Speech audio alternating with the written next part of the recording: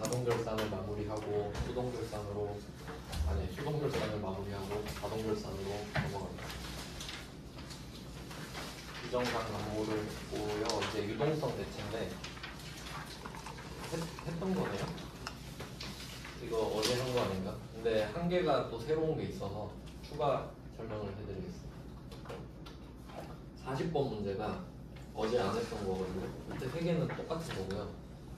참고로 우리 시험 범위는 아니지만 같이 알아두시면 좋을 것 같아요. 둘 다 유동성 대체니까.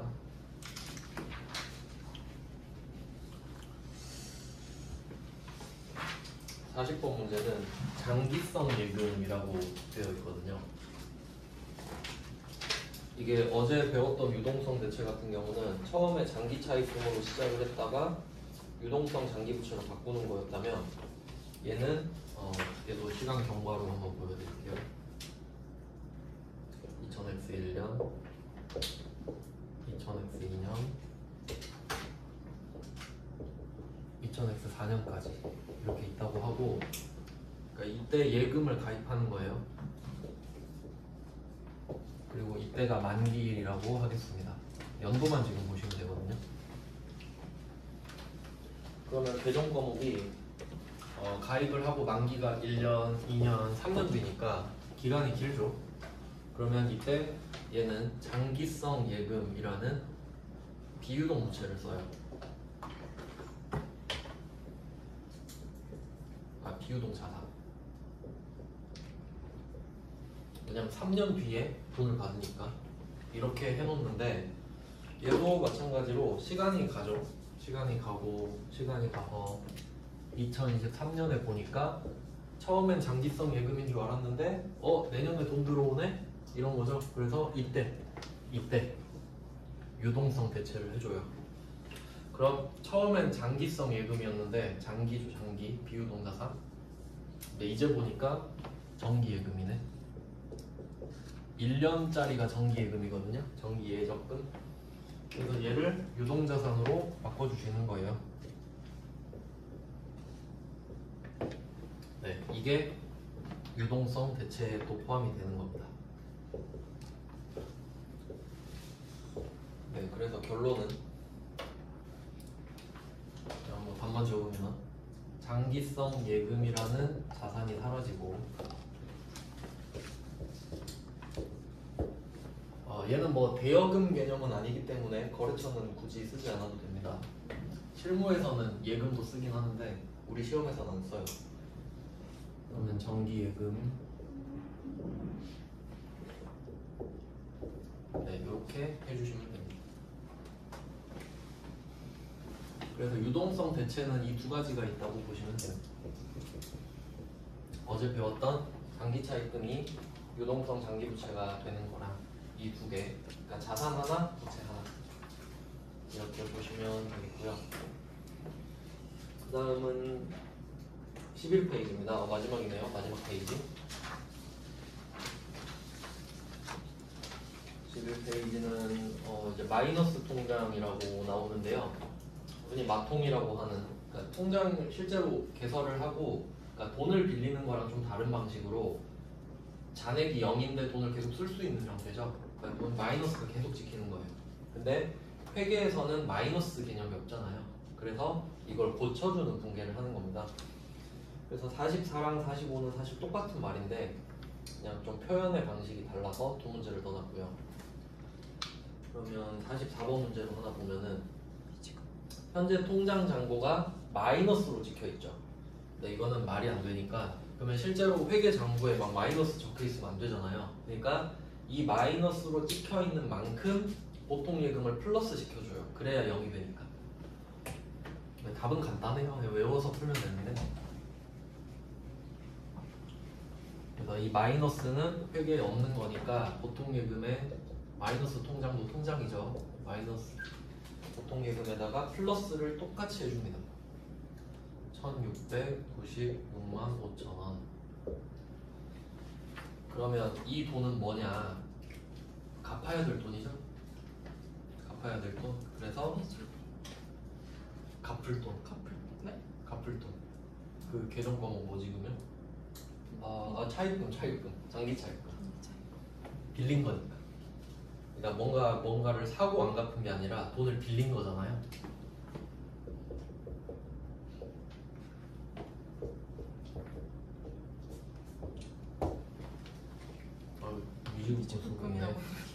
너무 영향력이 인플루언서시네요. 단기차입금인데. 단기차입금. 그 은행도 적어줘야겠죠. 하나은행 이렇게 써주세요.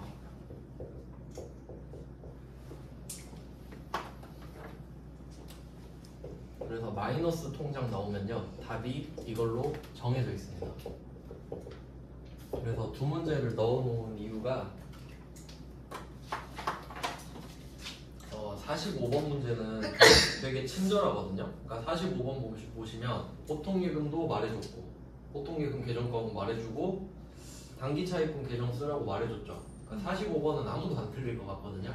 근데 옛날에 냈던 44번 같은 경우는 아무 말도 없죠. 마이너스 통장이다. 끝. 근데 여기선 힌트가 1년 갱신 조건이죠. 그러니까 일단은 마이너스 찍히게 계속 쓴 다음에 1년에 한 번씩은 갚아라 이 말인 거거든요. 뭐 그런 식이에요. 마이너스 통장.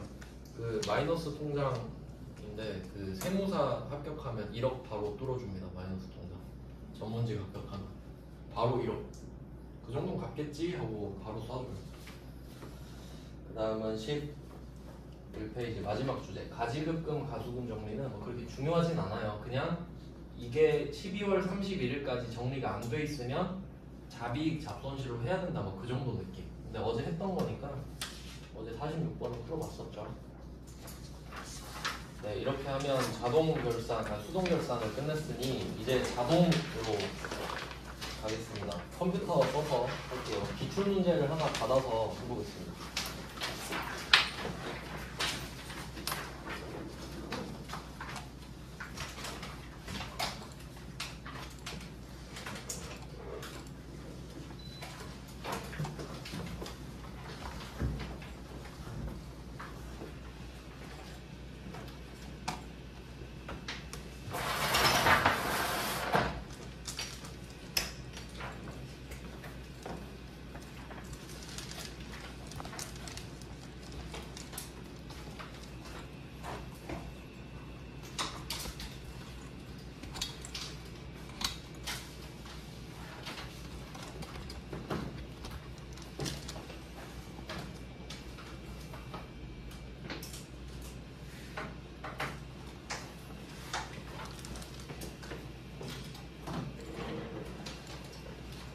기출 문제를 받아서 한번 해보죠. 최근이 116회인데 그걸로 그냥 해볼까요? 아니 아무거나 받으셔도 상관은 없습니다. 전산회계 1급 116회 기출 문제 이렇게 쳐서 원래는 그 공식 홈페이지에서 받으시면 되는데 로그인을 해야 돼서 학원 홈페이지 들어가니까 기출 문제가 쭉 있네요. 저는 조쌤 전산 세무회계 학원으로 봤어요. 전산회계 1급 116회 기출문제를 검색해서 받아주시면 되겠습니다.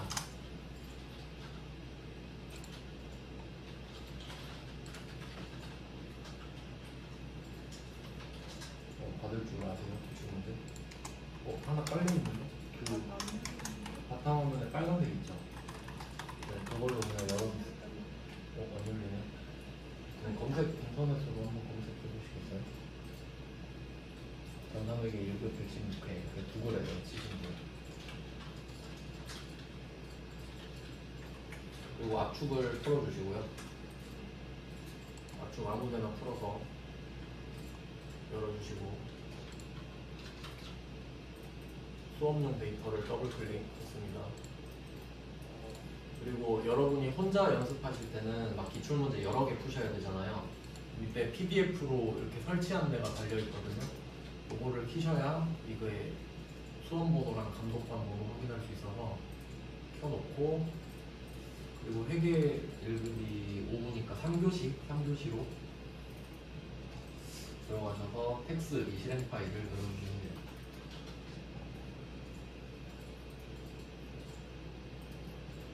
너무 빨라요. 네. 잘 하고 계시고 이쪽은 이거 한번 눌러보시겠어요? 아 여기 아니네. 아이디 있으세요? 제가 한번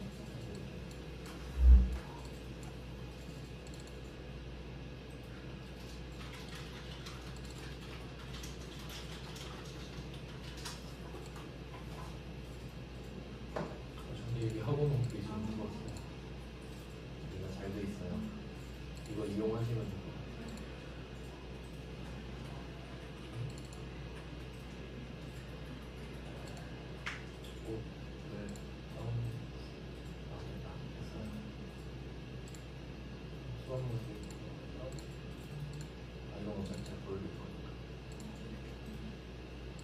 실제로는 이렇게 열어놓고 집에서 하실 때는 그리고 이게 회계가 뒤에 보시잖아요.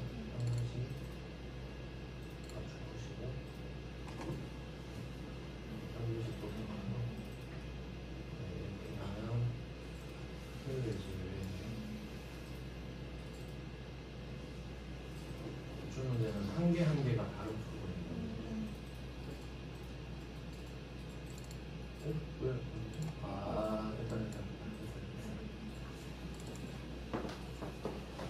다 잘하고 계신가요? 안 되신 분 말씀해 주세요. 한 글씨 빨간색. 이거 파란 색깔 이거 끄신 다음에 하고 다시 한번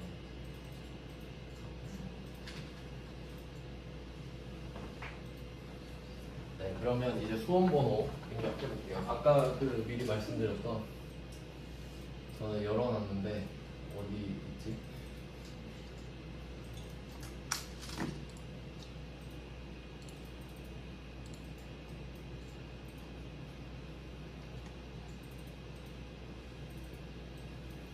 네, 뭐 수험번호는 2111112네요. 요거네요.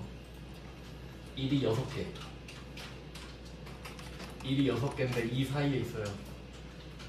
그리고 감독번호는 9093입니다. 이름에 적어요? 아니요, 이거 수험번호. 이름은 본인 이름 쓰셔도 되고 아무거나 쓰세요. 피카츄 써도 되고. 확인번호, 수험번호 수험번호 잘 쓰셨고 수험번호는 8자리고요. 이름은 그냥 본인 이름. 실제 시험에서 본인 이름 쓰셔야 되니까. B형, B형. 형은 상관없어요. 어차피 그 문제 순서만 바뀌어 있거든요. 근데 시험지 A형 아니면 B형인데 그거 누르시는 거예요. 그리고 뭐 유형은 아무거나 고르시면 되고요. 근데 고르시긴 하셔야 돼요. 아무거나. 감독 번호는 9093 쓰시면 됩니다. 다음 페이지에 9093 써주세요. 감독과 확인 번호. 이렇게 여러분 시험장 가시면 이런 데이터가 뜨는 겁니다. 선생님 A형이나 B형이요? 아무거나 하고 로그인 때 고르기만 하면 돼요. 네. 자, 그러면 그 저번에 말씀드렸죠. 왼쪽 밑에 이론 문제 답안 작성을 이렇게 찍으면 되고 이 밑에 있는 거는 내일 아니 다음 주에 배울 겁니다. 다음 주 토요일에. 자, 그러면 이게 그 차이가 뭐냐면 우리 결산 지금 했잖아요. 이제 여러분 아시니까 제가 좀 간단하게 말씀드릴게요. 문제 배점이 어떻게 되냐면 일반 점수가 6개 나와요. 3점씩. 그리고 메인 매출 점수가 이거 외우실 필요 없어요. 어차피 기출 푸실 거니까. 그러니까 일단은 일반 점표 6개, 메인 매출 점표가 6개는 기본으로 나오는 겁니다. 그리고 결산이 3문제가 나오거든요. 네, 결산은 3문제인데 지금 방금 배운 수동결산이랑 이제 배울 자동결산 중에 3개가 나와요. 그러니까 막 섞여서 나오거든요. 근데 어쨌든 그냥 일반 점표 추가됐다고 보시면 돼요. 그러니까 이 시험은 사실 점표 문제입니다. 점표를 잘 찍는지 그거 물어보는 거예요. 그럼 이제 결산자로 입력 가가지고 그럼 방금 배웠던 수동결산 있잖아요. 걔는 어떻게 쓰는 거냐면 왼쪽 위에 일반 점표 있죠. 그냥 뭐 보기만 하시면 됩니다. 일반 점표로 가셔서 12월 31일자로 이렇게 붕괴를 쓰면 되는 거예요. 그러니까 수동 붕괴예요. 우리가 직접 하니까. 그러니까 별로 다를 건 없어요. 일반적으로랑 날짜만 12월 31일이고. 그 다음 이제 새로운 걸 배우는 겁니다. 오른쪽 위에 보시면 결산자료 입력 있죠. 자, 이쪽으로 들어가 보세요. 그리고 이제 이걸 외우세요. 위에 날짜가 있는데 이걸 쓸 생각하지 마시고 그냥 엔터 두 번. 아시겠죠? 이거 숫자 쓸 생각하지 마세요. 시험장 가면 갑자기 막 12월 쓰고 싶고 그렇단 말이에요. 그러니까 아무 생각 없이 그냥 엔터. 그럼 저절로 됩니다. 자, 그리고 이걸 기억하세요. 잘 보시면 이 칸이 막 빈 칸이 있는데 약간 초록색 띄는 색깔 보이세요? 네. 그 부분만 여러분이 입력할 수 있어요. 이것만 딱 외우시면 돼. 난 초록색밖에 입력을 못한다. 자, 그리고 하나씩 해보겠습니다. 자, 결산자료 입력 첫 번째 기말 재고자산. 그러니까 제가 두 개로 나눠놨는데 우리 시험 범위는 결산자료 입력밖에 없습니다. 자, 1번에 보시면 재고자산의 기말 재고액은 다음과 같다 돼 있죠. 3개 써 있죠. 이게 여러분이 볼 문제인데, 자, 초록색 칸을 한 칸씩 찍으면서 따라가 보세요. 자, 첫 번째 칸 클릭해 보시면 왼쪽에 뭐라 써 있죠? 기말 상품 재고. 상품. 그럼 상품 아니네. 원재료가 나올 때까지 넘어가 보세요. 그러니까 이게 요령이에요. 아시겠죠? 그러니까 내가 이걸 왼쪽에서 찾는 게 아니라 초록색 칸을 찍으면서 따라가. 그리고 내가 지금 원재료 써야 되니까 원재료가 나올 때까지 보는 거예요. 기말 원재료가 원재료 없는데. 재고액 위에 기말 원재료 재고액. 아, 있어요? 아, 여기 있네. 두 번째 칸 있네요. 여기다가 쓰세요. 지금 기출문제 회차가 안 맞아서 자리만 보시는 거예요. 여기에 430만을 쓰시면 돼요. 4300 플러스. 그리고 또 초록색 칸을 따라서 내려가세요. 제공품 찾으셨죠? 제공품에다가 380. 그리고 또 제품이 나올 때까지 내려가세요. 이게 한 문제예요. 이건 틀리기가 어렵겠죠? 숫자만 잘 쓰시면 되거든요. 그러니까 이게 자동 결산입니다. 근데 이거는 너무 쉽잖아요. 그래서 좀 응용된 문제를 한번 풀어보겠습니다. 그러니까 여러분은 이 정도 급으로 나와요. 기말재고. 다음 페이지로 넘어가 볼까요? 이 페이지. 좀 특이한 문제 위주로만 좀 설명을 해드릴게요. 방금처럼 있는 문제는 그냥 그냥 쓰기만 하면 되고요. 6번 문제 한번 볼게요. 세무 1급 문제긴 한데 아까 제가 알려드렸던 거 좀 보충 설명 좀 하려고요. 아까 기말재고 할 때 두 개 있다 그랬죠. 기말재고 자산은 감모손실, 평가손실 두 개가 있다고 했는데 감모손실은 또 두 개 있다 그랬죠. 정상, 비정상 있다. 근데 정상은 붕괴 안 한댔죠? 비정상만 붕괴를 했잖아요. 그러니까 얘는 수동결산인 거죠. 평가손실도 매출원가로 빠지기 때문에 붕괴를 안 하거든요. 이거 붕괴해야 되는데? 아니, 나 한번 볼게요. 우리 시험 범위는 아닌데 6번 문제를 한번 보시면 수량, 단가, 합계 이렇게 나와 있잖아요. 그러면 수량 5,000개, 단가 10,000원을 곱하면 5천만 원이 나와 있죠. 그리고 단위당 시가가 11,000원 돼 있잖아요. 근데 아까 제가 금액이 떨어지면 고쳐줘야 된다 했죠. 근데 지금 같은 경우는 단가가 10,000원인데 시가가 11,000원이잖아요. 그러면 가격이 지금 더 비싸죠. 그럼 이건 올리진 않습니다. 팔 때 계산하면 되니까. 그래서 얘는 수정이 없고요. 근데 실사후 수량이 4,800개죠. 그러면 얘는 감모는 있는 거잖아요. 200개가 사라졌잖아요. 그러면 얘가 어떤 건지 볼게요. 밑에 보시면 장부상 표시에 장부상 수량과 실사후 수량의 차이는 전부 정상적인 것이다 이렇게 돼 있죠. 그래서 제가 아까 말씀드렸잖아요. 감모 손실 정상을 붕괴 안 한다. 즉 붕괴 안 하면 됩니다. 자, 그리고 여기서 끝이 아니에요. 그 문제 위에 보시면은 두 개 말하고 있죠.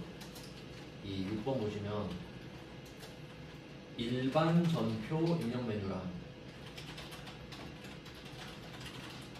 이거를 말을 하고 있고 결산 자료 입력 메뉴 이렇게 말하고 있죠. 그러면 일반 점표가 수동 결산이잖아요. 얘는 안 하는 거죠. 정상이니까. 그래서 얘는 일부러 페이크 준 거예요. 할 필요 없는데 하는 것처럼. 그리고 결산자료 입력 메뉴는 지금 해야 되는 거죠. 지금 들어와 있잖아요. 네. 그러면 뭐라고 써야 되냐면 4,800개 있죠 지금 실제로. 네. 그러면 4,800 곱하기 단가가 10,000원이잖아요. 이 두 개를 곱하면 4,800만 원이거든요. 그럼 아까 그 제품 썼던 칸 있죠. 여기다 4,800을 적으면 끝나는 거예요. 여기다 4,800. 아까 제품 적었던 칸 있잖아요. 그러니까 지금 자리만 보시면 돼요. 입력은 누구나 할 수 있으니까. 그러니까 약간 이런 식으로 응용이 된다는 말이에요. 그러니까 이 페이지 보시면 제가 제목에 같이 써놨잖아요. 결산자료 입력 플러스 일반 점표라고. 그러니까 조금 어렵게 나오면 이렇게 되거든요. 그러면 이거는 좀 너무 어려운 문제니까 7번만 봅시다. 7번 정도만 대비하시면 될 것 같아요. 세무 2급 거긴 한데 얘는 어떻게 푸시면 되냐면 원재료랑 제품이랑 상품 3개 있잖아요. 그럼 얘는 금액을 잘 바꿔가면서 써볼게요. 자, 원재료는 실사한 금액, 창고 가서 세본 거예요. 이거랑 장부상 금액이 똑같죠. 그러면 원재료는 550이라고 쓰는 게 맞아요. 실제 550 있는 거 맞으니까. 그 다음에 제품 볼게요. 자, 제품은 장부에는 1440이 있는데 실제로 가서 보니까 1400밖에 없죠. 그러면 40이 줄어든 건데 얘가 정상. 비정상 간부잖아요. 네. 그럼 얘는 붕괴를 찍어야 돼요. 40만 원 붕괴해야 됩니다. 그러면 일단 여기 적어야 되는 건 뭐냐면 여기 제품에다가 1400을 적어야겠죠. 실제로 있는 걸 적는 거니까. 그러니까 이게 조금 어려워지면 이렇게 나와요. 금액이 다르면 실사한 금액을 적어야 될 거 아니에요. 우리가 실제로 갖고 있는 거니까. 자, 그리고 상품은 아까 맨 위에 있었죠. 상품은 맨 위에. 근데 얘도 금액이 다르잖아요. 실사가 1600이고 장부가 1650이죠. 그럼 얘도 1600 적을 거 아니에요. 실사 금액이니까. 자, 근데 옆에 보시면 정상간부 써 있죠. 그럼 상품은 붕괴 안 하는 거죠. 근데 그건 해야 되잖아요, 제품은. 자, 그리고 이게 결산 문제가 3문제 중에 자동이 몇 개 나올지 모르는데 지금 이거 하나 나왔다고 하잖아요. 그럼 어떻게 해야 자동 결산이 되냐면 지금 한 문제 풀었죠? 그럼 왼쪽 위에 보시면 점표 추가했죠. 이걸 누르면 왜 반응이 없지? 일반 점표에 추가하시겠습니까? 그게 떠야 되는데 저거 안 뜨네요. 왜 안 뜨지? 엔터 안 쳐서 그런 거 아니에요? 아, 그런가? 전 떨어지겠네요 지금 보면. 이거 일반 점표에 추가할 거냐? 이게 자동 결산. 그럼 지가 알아서 다 해요. 그러니까 이게 한 문제든 두 문제든 세 문제든 다 해놓고 마지막에 점표 입력을 한 번만 하는 거예요. 그러니까 입력하고 누르고가 아니라 그냥 몇 문제가 나왔든 가서 다 적고 마지막에 한 번만. 저장하는 거 같이. 그러니까 저장하는 느낌으로. 그래서 이걸 12월 31일 가서 보면 지가 다 해놨어. 할 수 있는 거. 지금 보여드리려고 결산 쳐버린 겁니다. 이건 마지막에 해야 돼요, 항상. 그리고 지금 이 7번 문제는 끝이 아닙니다. 왠지 아시죠? 비정상 간부 해야 되잖아요. 그래서 아까 미리 해본 거예요, 비정상 간부. 그러니까 이걸 결산자로 입력해서 하고 여기 12월 31일 다시 와가지고 아까 했던 거 있죠? 40만 원 간부 있잖아요. 재고자산, 간부 손실, 40 보기만 하셔도 돼요. 아까 해봤으니까. 그리고 제품, 적용, 8 이것까지 해야 한 문제가 되지. 와, 진짜 빠르다. 뭐예요? 아, 치는 게 엄청 빨라. 저 한 문제 치는데 한 5초 정도 걸려요. 지금 맨날 이거 했잖아요. 하자고 빠른 거. 그러면 7번 같은 문제 나오면 어렵다는 거 아셔야겠죠. 붕괴도 하고 결산자로 입력해서 또 입력도 해야 될 수도 있겠구나. 네, 그래서 이게 좀 어려운 문제고요. 근데 아까 1번 문제 같은 스타일이 여러분 시험에 나올 확률이 조금 높아요. 그래서 좀 상황에 맞게 난이도 조절해서 보시면 되겠고요. 볼게요. 좀 어려운 문제를 많이 넣었어요. 그냥. 이제 4페이지로 가겠습니다. 그러니까 여러분 시험은 이 지식을 물어보는 게 아니라 그냥 이 말이 나오면 어디 가서 이거 하는 거 아느냐 이 정도 물어보는 거기 때문에 절대 어렵게 낼 수가 없거든요. 네, 그럼 이제 두 번째 주제는 퇴직급여 충당부채 설정이죠. 이것도 그렇게 어려운 편은 아닌데, 자 이번에도 결산적 입력으로 가서 이번에도 초록색 칸을 한번 따라가 볼까요? 여기 두 칸 붙어 있는 거 있죠. 여기다가 바로 쓰셔도 되고, 퇴직연금 충당금 전입액 있죠. 여기 위에 퇴직급여 전입액. 퇴직급여 충당부채는 퇴직급여 개정 과목을 쓰니까요. 여기다 쓰셔도 되고, 아니면 위쪽에 보시면 퇴직충당 있죠. 요걸로 클릭해서 쓰셔도 됩니다. 그러면 얘는 제가 세 문제를 약 각각 다르게 좀 넣어봤는데 푸는 법을 일단 알려드릴게요. 얘 이론이 좀 필요하네요. 자, 어떻게 구하는 거냐면 일단 12번 스타일을 볼게요. 어떻게 푸는 거냐. 퇴직급여 충당부채를 설정하고 있다 이렇게 돼 있죠. 그러면 어떻게 푸시는 거냐면 이 12번의 맨 오른쪽 보면 추계액이 있잖아요. 이게 목표 금액입니다. 이렇게 좀 써두시면 돼요. 추계액이 목표 금액이다. 이 금액으로 만들어야 돼요. 이 금액으로 무조건. 자, 그러면 추계액이 목표 금액인데 왼쪽에 보시면 설정 전 퇴직급여 충당부채 잔액 있죠. 잔액만 표시하시고, 그러니까 잔액, 추계액 이것만 알면 되는 겁니다. 그러면 한번 생각을 해볼게요. 영업부 걸로 말씀을 드려볼게요. 영업부 목표 금액이 2,800이죠. 근데 지금 잔액은 현재 금액이죠. 2,500이에요. 자, 그럼 문제. 얼마를 더해야 목표 금액이 될까요? 300만 원. 맞죠? 300만 원이죠? 답 300만 원. 풀 수 있죠? 네. 네, 이거 해서 지금 영업부잖아요. 근데 또 조심하셔야 될 거는 이게 퇴직급여가 왼쪽에 보면 500번 써 있어요. 내려가야겠네. 쭉 내려가 봅니다. 그러면 또 퇴직급여가 있죠. 여기다가 그냥 뭐 300 이렇게 쓰셔도 됩니다. 전혀 어렵지 않죠? 그 다음에 제조부는 얼마 써야겠어요? 암산 되시죠? 400이에요. 네, 이게 가장 기초적인 문제고요. 네, 이건 너무 쉽다. 다음 문제로 갈게요. 다음 문제는 머리 좀 써야 됩니다. 자, 13번 문제도 한번 볼게요. 13번. 자, 13번도 추계액 있죠? 맨 오른쪽에 이게 목표 금액이에요. 그러면 2,200을 목표로 잡고, 근데 이번에는 3칸 있죠, 3칸. 해석해 볼게요. 기초금액 생산부로 보시면 기초금액이 2,000 있죠. 근데 이거를 기중에 800을 썼대요. 그럼 2,000이 있었는데 800을 쓴 거죠. 그럼 2,000에서 800 빼면 1,200이 남았겠죠. 그게 잔액. 그러니까 12번은 잔액을 아예 알려줬잖아요. 근데 13번은 빼서 구하라고. 그러니까 얘는 공식이 2,200에서 2,000만 원에서 800을 또 뺀 걸 빼라. 이렇게 구하면 되겠죠. 그러면 1,000만 원 더하면 되나요? 네, 그럼 답이 1,000만 원이에요. 그러니까 이렇게 구해놓고 입력하시면 됩니다. 조금 더 머리 쓰는 거죠. 기말 재고자산보다. 영업부도 마찬가지로 구해주시면 돼요. 영업부는 1,700에서 700을 빼면 1,000이고 1,900에서 1,000 빼면 900이네요. 네, 뭐 그런 식으로 구해주시면 됩니다. 그래서 13번은 답이 1,000만원, 900만원. 생산부가 1,000만원, 영업부가 900만원. 네, 그리고 이제 14번 끝판원.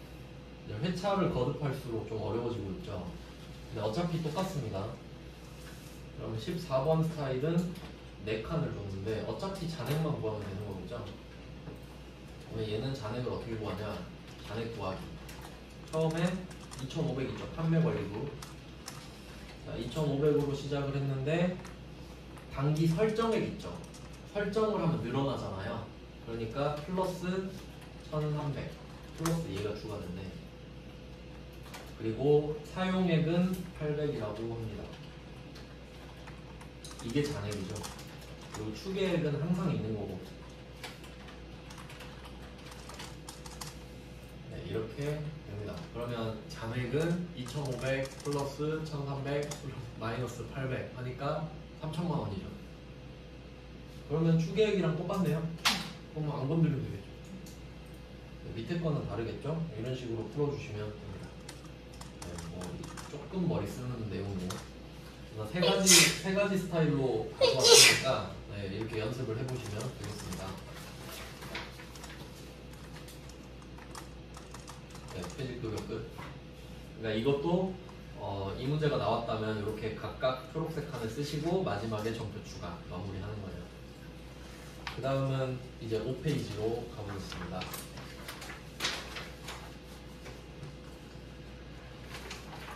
5페이지는 대손 충당금 설정입니다. 이 문제는 좀 약간 잔인한 문제인데 대손 충당금 이것도 자동으로 하거든요. 얘는 위에 보시면 F8 대손 삼각이라고 있어요. 위에 있죠. F8 대손 삼각. 이걸로 하는 건데 엄청 간단하거든요. 한번 눌러보시면 초록색 칸이 뜨죠. 그럼 우리가 갖고 있는 채권이 4개 있는 거거든요. 근데 16번 문제 보시면 매출 채권 잔액에 대해서 1% 하라 그러죠. 그러면 위에 보면 대손율이 1% 써있단 말이에요. 그럼 이게 1%가 반영된 금액이 저절로 초록색 칸에 써있죠. 근데 여기서 미수금, 성급금은 하라는 말 없잖아요. 그럼 이 금액은 지워주시면 돼요. 클릭하고 지우고 엔터, 지우고 엔터. 얘는 하라는 말 없으니까. 간단하죠? 그러니까 얘는 방법이 간단한데요. 뭐가 문제냐면 이게 저절로 구해주잖아요. 근데 만약에 여러분이 앞에 풀었던 문제 있죠. 막 일반점표, 메인 매출 점표. 거기서 외상 매출금이랑 바드러움이 들어가는 분계 있죠. 그거 틀리면 이것도 같이 틀려요. 저절로 1%가 계산되니까. 그래서 좀 이건 잔인한 것 같아요. 같이 날아갑니다. 한 문제 틀리면 두 문제 날아가는 거죠. 자, 어쨌든 뭐 맞았다 치고 결산 반영 눌러볼게요. 그러면 저절로 숫자가 들어가거든요. 내려보시면 여기 뭐 현관비 쪽에 들어가 있는 거 확인하실 수 있죠. 그러니까 얘도 당연히 자동입니다. 그래서 근데 얘는 수동으로 할 수도 있거든요. 그러니까 참고로 지금 배우고 있는 자동 결산 있죠. 이거 전부 다 수동으로 할 수 있습니다. 아까 보신 것처럼. 근데 할 이유가 없죠. 근데 17번 문제는 왜 넣었냐면 당연히 자동으로 푸실 건데 여기서는 뭐가 단서가 붙었냐면 17번은 당구장 표시되어 있어서 결산 자료 입력 메뉴만을 이용하라 그랬죠. 아무 의미 없죠. 그냥 넣었어요. 네, 그 다음에 18번. 이건 좀 조심하셔야 될 것 같아요. 이거 내면 좀 틀릴 확률이 높거든요. 왜 내는지 모르겠는데 이 18번 문제는 외상 매출금은 1%고 단기 대여금은 2%죠. 이게 핵심이에요. 각각 퍼센테이지가 다르죠. 네, 그거 하는 법 알려드릴게요. 해봤자 이 정도 수준이라서 다시 한번 눌러보실래요? 대손 삼각하고 저장하지 마시고 아니요 누른 다음에 다시 들어와 보세요. 그러면 이번에는 외상 매출금이랑 대여금 없네. 미수금으로 해볼게요.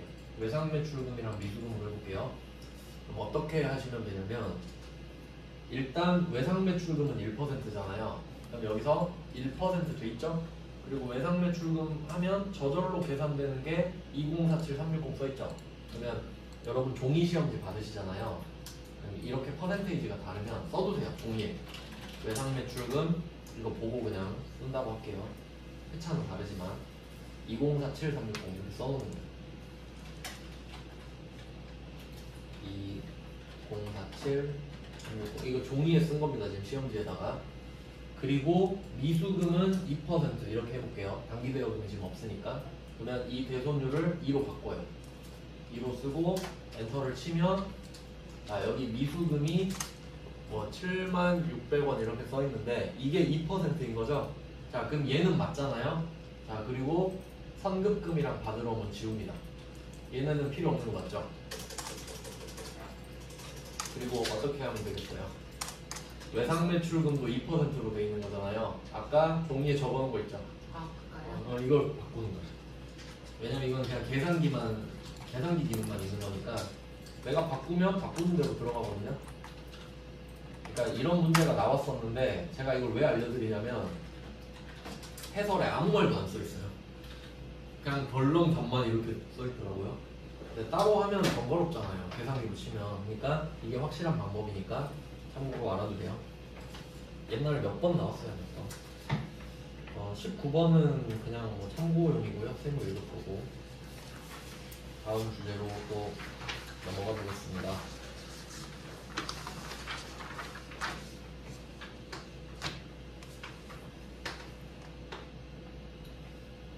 그 다음은 6페이지 유형자산 감가상각 이렇게 되어 있죠. 감가상각은 앞에서 배웠었잖아요. 근데 이게 자동결산이라는 게 핵심이고, 그럼 한번 이 20번 문제를 입력해 볼까요? 20번 문제는 3개 있죠, 3개. 그럼 가장 먼저 하셔야 될 거는 500, 800을 나눠주셔야 돼요.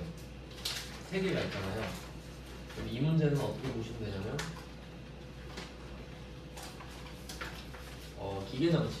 기계장치는 그냥 왼쪽에다 번호만 써주시면 될 것 같아요. 기계장치는 500 이렇게 써놓고 그냥 5라고 쓰셔도 되고요.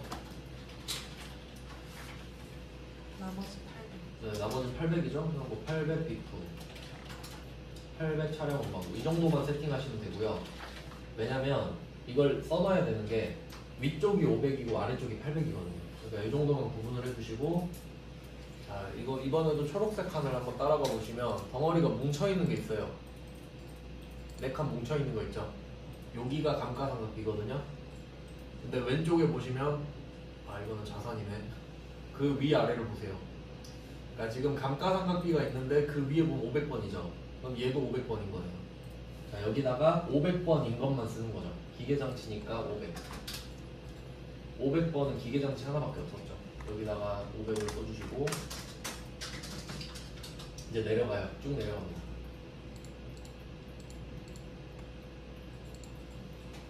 네, 쭉 내려왔어요. 그러면 또 뭉쳐있는 거 있겠죠. 네, 여기에도 있어요. 또 한 덩어리가 있는데 얘 위에는 800 써있죠. 그럼 얘는 800이에요. 그럼 여기다가 800이라고 써놓은 비품 150, 차량 운반부 400 이런 느낌으로 써주시는 겁니다. 아주 간단하죠. 그러니까 이게 기본 문제는 제가 맨 위에 배치를 해놨고, 옛날에 우리 막 그 금액 구하는 거 해보셨죠? 그 금액을 구해야 되면 그 구한 금액을 적어주시면 되는 거예요. 이건 뭐 유형자산 파트에서 했으니까 넘어가도록 하겠습니다. 그 다음에 7페이지는 무형자산 상각인데 똑같습니다. 원리는 똑같은데 무형자산은 별말 없으면 800번에 붙어 있거든요. 근데 지금 이 회차에는 아예 무형자산이 없네요. 근데 무형자산 문제를 냈다면 자리가 있을 겁니다. 없는데 내진 않았겠죠. 지금 우리가 회차가 다르니까 그렇고요. 넘어가겠습니다. 9페이지로 가게 돼요. 9페이지.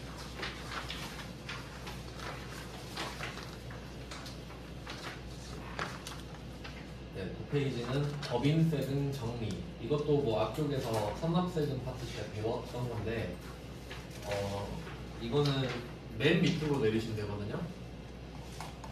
결산 자료에 되어 있다 그러면 쭉 내리시면 돼요. 맨 밑에. 왜냐면 세금을 마지막에 내니까. 그래서 맨 밑으로 가보시면 선납세금이랑 추가 계상액이 있는데, 얘는 이제 특이한 게 뭐냐면 32번 문제로 한번 볼게요. 32번 문제에서는 법인세, 지방소득세 포함해서 2천만 원이죠. 이게 제가 뭐 법인세 비용으로 알려드렸는데 법인세 등이라는 계정 과목이 있거든요. 법인세 등 이게 2천만 원이죠. 그러니까 이 말은 뭐냐면 1년 동안 장사를 해서 번 돈으로 그러니까 번 돈에 대해서 납부해야 될 세금이 2천만 원이라는 소리거든요. 근데 우리가 그 기 중에 막 이자 수익 받으면서 원천 징수 당한 것도 있고 중간진압세 낸 것도 있죠. 그럼 여기서는 이 문제에서는 이자 수익에 대한 원천 징수세액이 50, 중간진압세액이 600 이렇게 돼 있잖아요. 그럼 당연히 선납세금은 이 두 개를 합친 금액이겠죠. 50만 원 플러스 600일 거잖아요. 근데 얘는 사실 의미가 없는 게 뭐냐면 이걸 잘 알아두세요. 선납세금을 지금 문제에서 알려주잖아요. 근데 실제로 여기 결산자료 입력 들어와서 보시면요. 맨 밑으로 내려오셨죠? 여기 선납세금 자리 있죠? 그 650만 원이 여기에 써 있을 거예요. 그러니까 이걸 우리가 안 구해도 된다고요. 왜냐면 그 금액이 여기에 자동 반영돼요.